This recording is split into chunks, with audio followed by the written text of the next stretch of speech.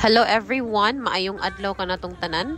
Kanida nga video no kay gahapon pa ni ag nangaten may og 18th birthday ni Aliyah. Pagkanindot man lang gyud sa ilang setup na naapag yung mga lamian nga snack. Nindot kaayo ang venue na ani diri sa Baha Argao, daplin ra og highway pero kalimot ko sa ngalan sa resort.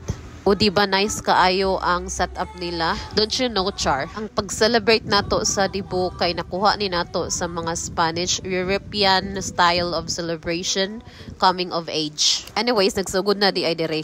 Your goodness is running after me. Welcome to Aliyah's 18th birthday. You may now all be seated.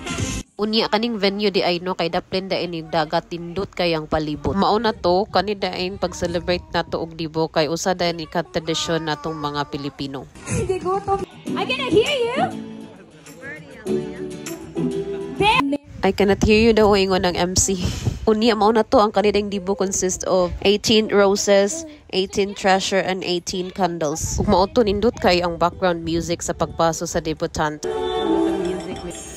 Once again, ladies and gentlemen, we are now witnessing the grand entrance of our debutant, Vera Aliyah.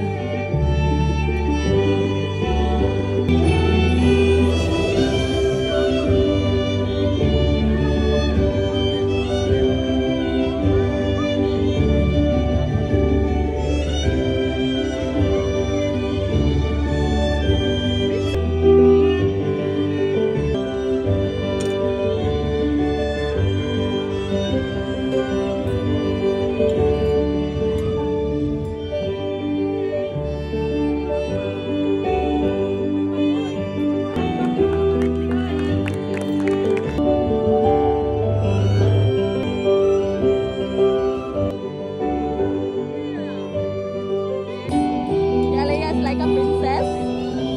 The debutant tonight, Vera Aliyah.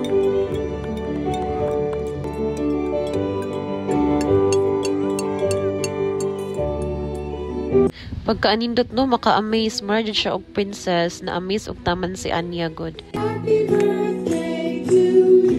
Ug napagay pasnak nga grapes dere o gipanghurot og kaon sa mga bata na busog na taon wala nang giganahan og panihapon. Ug mao na to naghatag na pod og message ang mother og father sa debutant as well as the brother which is also part of the celebration. Shout out ni Shai dugay kay nahuman og kaon sa usa ka book grapes.